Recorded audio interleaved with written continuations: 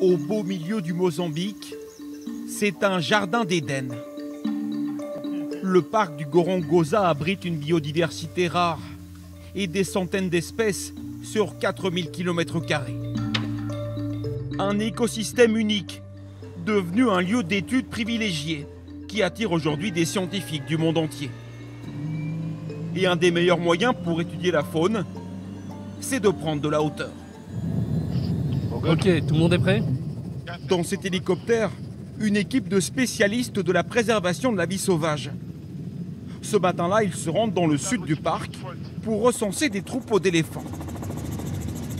Quelques minutes suffisent à l'équipe pour repérer les premiers animaux. Là, il y a un mâle solitaire. Oui, il n'est pas marqué. Il y en a d'autres ici. Il y en a deux autres. Certains pachydermes ont été équipés de colliers GPS. Ce que les gardes forestiers veulent vérifier, c'est que la population d'éléphants continue à croître. Ils étudient aussi leurs déplacements, leurs habitudes, pour mieux les protéger. La population augmente. Nous avons près de 1000 éléphants maintenant. Nous sommes fiers car c'était notre objectif et on y est parvenu. Ça nous rend très heureux. La joie des anges gardiens des éléphants est à la mesure de l'horreur qui a frappé le parc il y a 45 ans. En 1977, la guerre civile éclate.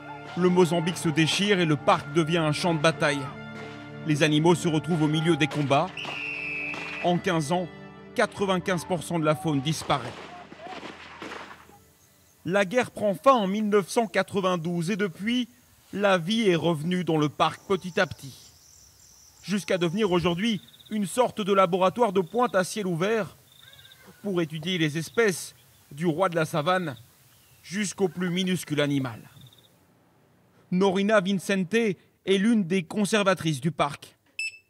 Dans ses armoires, elle répertorie tous les insectes et reptiles présents ici. Ce sont de nouvelles espèces, endémiques au mont Gorongosa. Vous ne pouvez pas protéger ce que vous ne connaissez pas. C'est pourquoi nous classifions systématiquement afin de connaître toutes les espèces du parc, celles qui sont uniques et dont nous devons particulièrement prendre soin. Parmi les espèces étudiées par les scientifiques, certaines sont particulièrement menacées, comme le pangolin. Ces écailles sont très prisées du marché asiatique pour leur supposée valeur médicinale. Celui-ci a été secouru la veille. Il était aux mains de braconniers. Allez, on y va. Affamé, il se précipite sur les termites. Je nourris ce pangolin. Je l'aide à manger car c'est la première fois qu'on l'emmène ici après des jours et des jours de captivité aux mains des braconniers.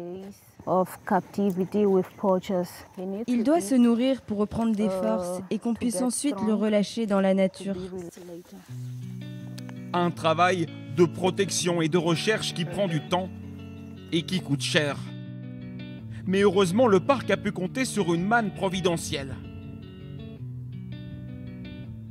Ce soir-là, un homme est en train de discuter avec quelques employés au bord de l'eau.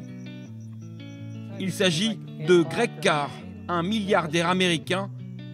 Il a fait fortune dans les logiciels informatiques avant de tomber amoureux du Gorongosa et d'y investir massivement avec sa fondation jusqu'à 3 millions d'euros par an.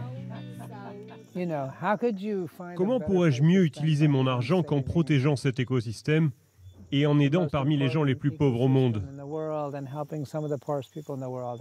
Qui ne voudrait pas dépenser tout son argent comme ça? Le parc fait aujourd'hui figure de modèle en matière de préservation animale. Prochaine étape, réintroduire des rhinocéros, une des dernières espèces manquantes. Les lions, eux, sont bien présents. Leur nombre est passé de 10 à 200 ces 20 dernières années.